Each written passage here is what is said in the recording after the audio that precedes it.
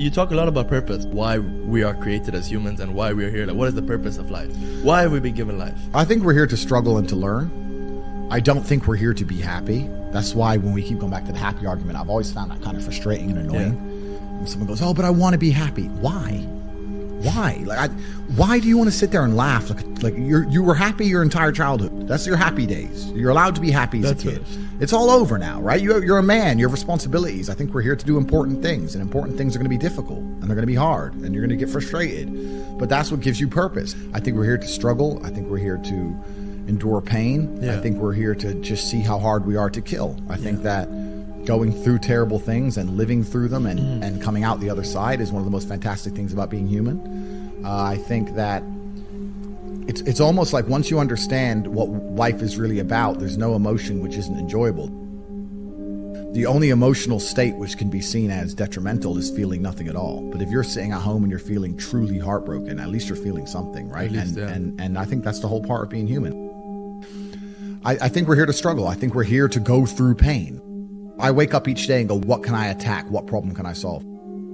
And look at history. Why did Genghis Khan wake up and want to conquer the whole world? Why did Napoleon conquer the world? Why did Alexander the Great conquer the world? Just wake up and just say, give me this, give me that. I want all of it. Yeah. There's an army there. They're really big. We're better. Yeah. It's intrinsic. You need to go and conquer. That's the purpose of life. Do you believe that God created us? So why did God create us to struggle? Because if you don't struggle, you don't learn. God created us to learn and understand ourselves and understand other people and understand the world. And what did I say earlier? I said that you don't learn a lesson without pain. So you have to struggle to learn anything. There's only two ways to learn things, the hard way or the harder way. If you're smart, you can learn the hard way. But in my experience, 99% of the planet only learn the hardest possible way. If you want to feel happy inside of yourself, and you want to feel content, and you want to feel stable inside of yourself, you need to live true to God. And I'm not saying you can't drink a little bit of alcohol or not party or not have a little bit of fun, but you have to be a good person.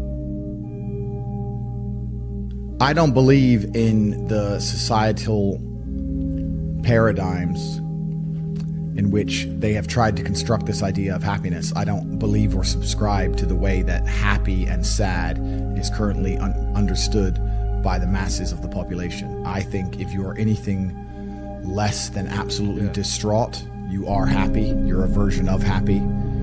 It's like saying gray is a version of black, right? No matter how light the gray is, you can still call it a version of black. And unless you've gone through an event, which hopefully doesn't happen too often, like the passing of a family member or something that's truly destructive and detrimental to your mindset, besides these events, which hopefully only happen a few times in your life, you should be happy. If you're not crying or paralyzed in silence due to the absolute magnitude of a detrimental circumstance or the absolute magnitude of a negative event, then you are a version of happy. So I am always happy is the short answer. I don't believe in not being happy. I don't believe in not saying to myself I'm happy. I'm always a version of happy. And this idea of chasing happiness and always being concerned and preoccupied with how happy you are is actually the biggest mistake that a lot of people make, I think, in the world today. Especially men who wake up and go, oh, I don't really feel happy, so I need to get happier. And that's how they end up down a hedonistic path of drugs or alcohol or gambling, chasing pleasure. I don't care how I feel. Yeah. I don't care if I feel happy or sad. It doesn't really affect what I do each day. I do the exact same things. I act the exact same way. I don't care. I don't put weight to the significance of the emotion. So I always consider myself a happy person, but if I woke up and I was slightly less happy one day than another, it wouldn't affect anything I do and I wouldn't put any relevance to it. Yeah. I'm human and that's life. So yeah, am I any happier now that I have hundreds of millions of dollars than before I was broke? Not really, but I was never unhappy. I'm the same state that I was then that I am now. I have work to do and I will do it. It's as simple as that. Well, also, there's no light without dark, and there's no joy without pain. You can't have a rainbow without a little rain. No matter how hard you chase pleasure and happiness, there's going to be dips and troughs in between. There's going to be come downs and downtrends, and you're going to have the juxtaposition between that time you were laughing your head off and acting giddish like a child, and the time that you feel depressed as such. And I think it's much better to just adopt a very disciplined, stoic mindset. I'm always the same base level of happy regardless. If I lost all of my money today, I would be the same happy.